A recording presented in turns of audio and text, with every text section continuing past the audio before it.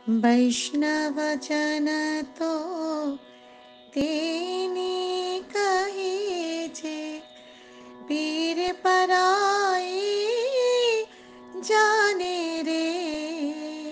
नमस्कार, मैं डॉक्टर अरुण कुमार। आज का विषय है कोरोना काल में मनरेगा योजना बनी रोजी रोटी का सहारा। कोरोना के चलते पूरे भारत में ग्रामीण संकट गहरा रहा है। काम की मांग बढ़ती जा रही है। महात्मा गांधी राष्ट्रीय ग्रामीण रोजगार गारंटी योजना मांग को पूरा करने के लिए आगामी बजट में जोर शोर से देखी जा रही है। ग्रामीण गरीबों से लड़ने के लिए सरकार के शस्त्रागार में यह एकमात्र गोला बारूद हो सकता है। हालांकि योजना को कर्कश, बेकार और अप्रभावी रूप हमने भूतकाल में देखे हैं। महात्मा गांधी राष्ट्रीय ग्रामीण रोजगार गारंटी अधिनियम के तहत ग्रामीण नौकरियों की मासिक मांग मई महीने के अंत तक 4 करोड़ को पार कर गई। इस साल मई में चारों ओर बड़े पैमाने पर नौकरी के नुकसान का संकेत आया, विशेष रूप से अनौपचारिक क्षेत्र में, जहां लाखों कर्मचारी अचानक तालाबंदी के कारण बेरोजगार हो गए हैं। मनरेगा के तहत काम मांगने वालों की अधिक संख्या हताशा के कारण है। शहरी श्रमिकों में से अधिकांश घर चले गए हैं और उनके पास कोई काम नहीं है, इसलिए वो योजना के तहत नौकरी मांग रहे हैं। डाटा के विश्लेषण से पता चलता है कि मई जून में मनरेगा की नौकरियों की मांग में बढ़ोतरी हुई है। आंकड़ों से यह भी पता चलता है कि जिस राज्यों में श्रमिकों का रिवर्स माइग्रेशन देखा गया है, उनमें उत्तर प्रदेश में सबसे ज्यादा तेजी देखी गई है। मनरेगा की नौकरियों की बढ़ती मांग ग्रामीण बेरोजगारी की पुष्टि करती है। ग्रामीण घरों में कम से कम 100 दिन की गारंटी वाला रोजगार उपलब्ध कराने के लिए 2006 में मनरेगा की शुरुआत की गई थी। यह ग्रामीण विकास मंत्रालय द्वारा संचालित सबसे बड़ी योजना है। यह सामुदायिक कार्यों के माध्यम से सहभागी लोकतंत्र को मजबूत करने के लिए एक श्रम कार्यक्रम है। यह जीवन के अधिकार के संवैधानिक सिद्धांत को मजबूत करने के लिए एक विधायी तंत्र है। इसने ग्रामीण घरेलू आय बढ़ाने में मदद की है। इस पिछले 1 दशक में न केवल भूजल तालिका को बढ़ाने में मदद की है, बल्कि कृषि उत्पादकता, मुख्य रूप से अनाज और सब्जियों और चारा उगाने और बढ़ाने में भी मदद की है। खेत, तालाबों और खोदे गए कुओं सहित जल संरक्षण के उपायों ने गरीबों के जीवन में बदलाव किया है। इसने गरीबों की घरों की जरूरत के अनुसार बकरी, मुर्गी और मवेशी शेड उपलब्ध कराया है। सार्वजनिक वस्तुओं का निर्माण किया है, जिन्होंने ग्रामीण आय में वृद्धि की है। आधार के आने से मनरेगा भुगतान में फायदा देखने को मिला है, लेकिन फिर भी कुछ समस्याएं हैं जो सुलझाने की जरूरत है। देरी से मुआवजे का भुगतान करने से बचने के लिए प्रणाली विकसित हो, क्योंकि मजदूरी के भुगतान में देरी जानबूझकर दबा दी जाती है। 18 राज्यों में मनरेगा मजदूरी दरों को राज्यों की न्यूनतम कृषि मजदूरी दरों से कम रखा गया है। काम की बढ़ती मांग के कारण योजना धन से बाहर चल रही है। कई राज्यों में सूखे और बाढ़ के कारण काम की मांग बढ़ गई है। राज्यों में मनरेगा मजदूरी में डाटा की असमानता है। कृषि न्यूनतम मजदूरी लगभग सभी राज्यों में मनरेगा मजदूरी से अधिक है। मनरेगा को सरकार की अन्य योजनाओं के साथ जोड़ा जाना चाहिए। उदाहरण के लिए ग्रीन इंडिया पहल, स्वच्छ भारत अभियान आदि। मनरेगा के तहत कार्यों को पूरा करने में देरी हुई है और परियोजनाओं का निरीक्षण अनियमित रहा है। इसके अलावा मनरेगा के तहत काम की गुणवत्ता मुख्य मुद्दा है। स्थानीय स्तर के सामाजिक ऑडिट, फंडिंग और परिणामों की ट्रैकिंग पर ध्यान देने के माध्यम से मनरेगा के मांग संचालित पहलुओं को मजबूत करने की आवश्यकता है। राज्य सरकारों को यह सुनिश्चित करना चाहिए कि हर गांव में सार्वजनिक काम शुरू हो। कार्यस्थल पर काम करने वाले श्रमिकों को बिना देरी के तुरंत काम प्रदान किया जाना चाहिए। स्थानीय निकायों को निश्चित रूप से वापस लौटे और प्रवासी श्रमिकों की खोज करनी चाहिए और जॉब कार्ड प्राप्त करने की आवश्यकता वाले लोगों की मदद करनी चाहिए।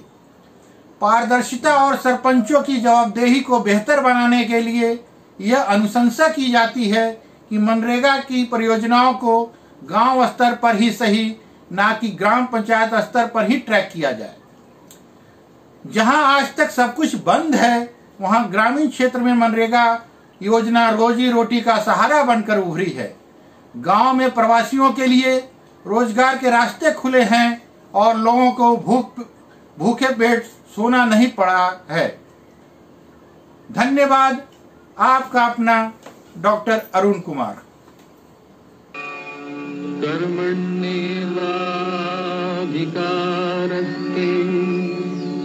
मा फलेषु कदाचन। अपराध, राजनीति और पुलिस। हमारे देश में अपराध तंत्र कैसे फलता फूलता है, इस विषय पर आज मेरा चर्चा है। उत्तर प्रदेश के कानपुर में हाल ही में हुई 8 पुलिसकर्मियों की हत्या के अभियुक्त विकास दुबे की शुक्रवार तड़के एक पुलिस मुठभेड़ में मौत हो गई। उससे एक दिन पहले ही मध्य प्रदेश पुलिस ने उसे उज्जैन में गिरफ्तार किया था और उत्तर प्रदेश एसटीएफ को सौंप दिया था। विकास दुबे प्रकरण पर बात करने से पहले हमें यह समझने की जरूरत है कि हमारे देश में अपराध तंत्र कैसे फलता फूलता है। वर्ष 1993 में पीवी नरसिंहा राव सरकार के दौरान केंद्र सरकार ने नरेंद्र नाथ बोहरा के नेतृत्व में एक कमेटी गठित की थी, जिसे बोहरा कमेटी कहा जाता है। उसे यह जिम्मेदारी सौंपी गई थी कि भारत में संगठित आपराधिक गिरोह किस तरह से फल फूल रहा है और उसे कहां से संरक्षण मिल रहा है, इसकी जांच करके रिपोर्ट एवं सुझाव दें। उन्होंने intelligence bureau, CBI, revenue intelligence, प्रवर्तन निदेशालय यानी सभी संबद्ध विभागों से रिपोर्ट मंगवाई थी और उन्हीं रिपोर्ट के आधार पर वह अपनी रिपोर्ट तैयार की थी।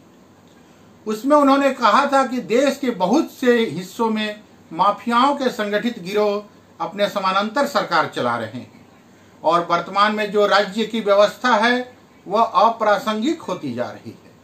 बोहरा कमेटी की रिपोर्ट में यह भी कहा गया था कि देश के कुछ प्रदेशों में इन गिरोहों को स्थानीय स्तर पर राजनीतिक दलों के नेताओं और सरकारी अधिकारियों का संरक्षण हासिल है। यह रिपोर्ट जब संसद में पेश की गई तो काफी हो हल्ला मचा था। फिर इस रिपोर्ट को सार्वजनिक नहीं किया गया और उसे ठंडे बस्ते में डाल देने के कारण इस गठजोड़ को तोड़ने के लिए कोई ठोस कार्रवाई नहीं हुई। इस गठजोड़ को तोड़ने की कोशिश होती भी तो कैसे होती, क्योंकि यह देखा गया कि संसद और विधानसभाओं में आपराधिक छवि वाले सदस्यों की संख्या लगातार बढ़ती जा रही है। उत्तर प्रदेश का ही उदाहरण लें तो यहाँ 2017 में विधानसभा के चुनाव हुए थे।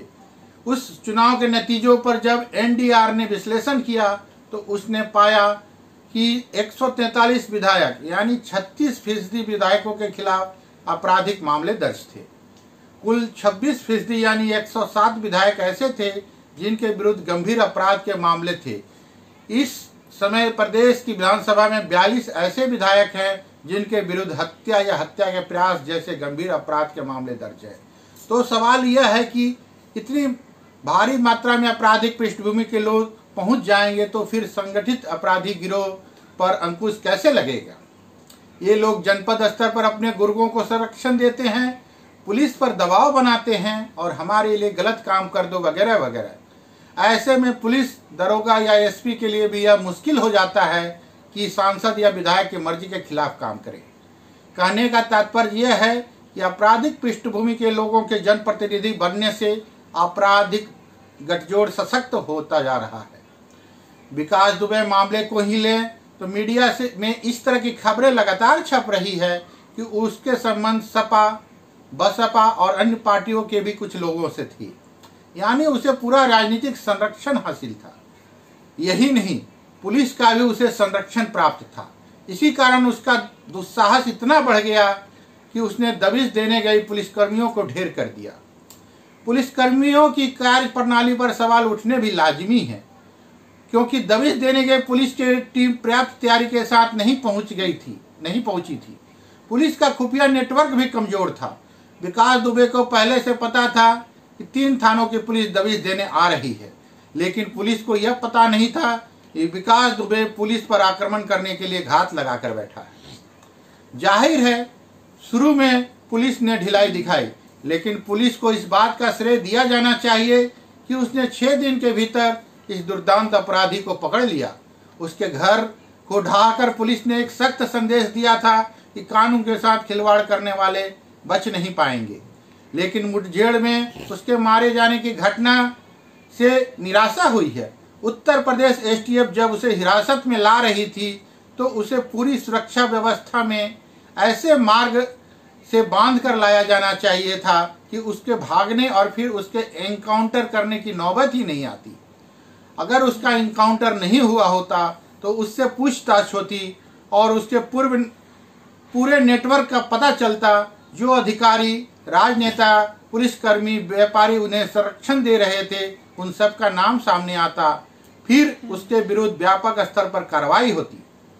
यह सब खत्म हो गया और उसे संरक्षण देने वाले लोग बच जाएंगे। यह इनकाउंटर सही है या गलत, इस बारे में कुछ भी कहना जल्दबाजी होगी। इसके बारे में तो कोई जांच होगी तभी पता चलेगा। पुलिस सुधार से आशा है कि पुलिस पर जो भी बाहरी दबाव होते हैं वह नहीं होने चाहिए। यह जो गठजोड़ मजबूत हो रहा है उसके पीछे एक बड़ा कारण यह है कि पुलिस पर गलत काम करने, गलत तत्वों का समर्थन देने, भ्रष्ट, बेईमान और हत्या के आरोपी जनप्रतिनिधियों को सलाम करने की बाध्यता है। इसके लिए सुप्रीम कोर्ट का निर्देश है कि पुलिस को बाहरी दबाव से संरक्षण मिलना चाहिए। अगर यह संरक्षण उसे मिलेगा तो काफी सुधार हो जाएगा, लेकिन दुर्भाग्यवश ना तो केंद्र सरकार और ही ना ही राज्य सरकार इस दिशा में प्रतिबद्धता दिखा रही है। इसके अलावा पुलिस में कार्मिक सुधार की भी जरूरत है। जो पुलिसकर्मी अपराध की दुनिया से जुड़े हैं, भ्रष्टाचार में लिप्त हैं, उनको भी पुलिस विभाग से निकाल दिया जाना चाहिए, चाहे वह एसएसपी हो या आईजी हो। दरोगा और सिपाही पर तो कार्रवाई हो जाती है, पर एसएसपी पर कार्रवाई नहीं होती। राजनीतिक वर्ग और पुलिस तंत्र दोनों में गलत तत्वों की सफाई की जरूरत है। जब तक ऐसा नहीं होगा तब तक यह गठजोड़ बना रहेगा। कानून व्यवस्था पर से लोगों का जो भरोसा उठता जा रहा है उसे बहाल करने के लिए आपराधिक न्याय व्यवस्था से भी सुधार की जरूरत है। धन्यवाद। आपका अपना डॉक्टर अरुण कुमार। नमस्कार, सुप्रभात নিউজ থেকে স্বাগত জানাই। আজকের এই ভিডিওটি দয়া করে পুরোটি দেখবেন। ভোট, খেলা, খুন, দাঙ্গা এসব খবরের মাঝে আপনি হয়তো আসল খবরটা খেয়ালই করেননি। কয়েকদিন আগে নীতি নিয়োগ জানিয়েছে 2020 সালের মধ্যে ভারতের 21টা বড় শহরের ভূগর্ভস্থ জল একদম শেষ হয়ে যাচ্ছে। আপনি এই কথাটার বাস্তবতা কতটা কঠিন হতে পারে হয়তো ভাবতেও পারছেন না। সময় হাতে একদম নেই। মাত্র 1 বছরে কত কিছু শেষ হতে দেখবেন চোখের সামনে। নিজেও পস্তাবেন এক বোতল জলের জন্য। রাজস্থানে গরমকালে জল পাওয়া যায় না আমরা অনেকেই জানতাম, কিন্তু বেশ কয়েক বছর হলো মহারাষ্ট্রও সে কথায় নাম লিখিয়েছে। সেটা অনেকেই জানি না। মহারাষ্ট্রে এমন কিছু এলাকা আছে যেখানে পানীয় জল আনতে ট্রেনে করে 14 কিলোমিটার যেতে হয়। কাতরাচ্ছে মানুষ। এবছর সঙ্গে যোগ দিয়েছে চেন্নাই, বেঙ্গালুরু, দিল্লি, গুরুগ্রাম আরও কয়েকটি শহর। চারিদিকে জলের হাহাকার চলছে ওখানে। সোনার দামে বিকোচ্ছে জল। নোংরা জলই খেয়ে থাকতে হচ্ছে। আগামী বছর বা আগামী কয়েক বছরে আমাদেরও একই হাল হবে।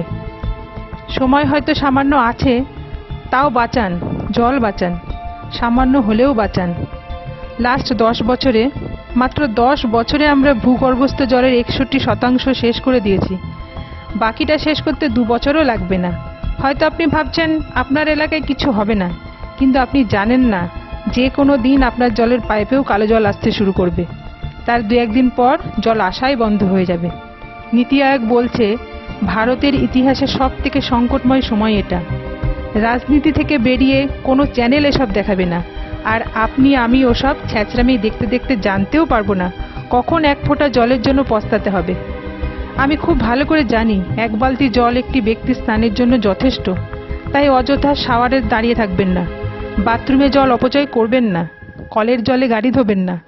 যতটা পারবেন পুকুর বা বৃষ্টির জল বা জলাশয়ের জল ব্যবহার করুন, কারণ মাটির তলার জল একবার উঠে এলে আর ফেরানো যায় না। আবারও হাত জোর করে বলছি, পরবর্তী প্রজন্মকে বাঁচান, নিজেকে বাঁচান, জল বাঁচান। যে কোনো পোস্ট হাজারে হাজারে শেয়ার হয়, আজ এই মেসেজটা লাখে লাখে শেয়ার করে সবার কাছে পৌঁছান, সবাইকে সচেতন করুন। আমাদের এই ভিডিওটিকে যদি ভালো লাগে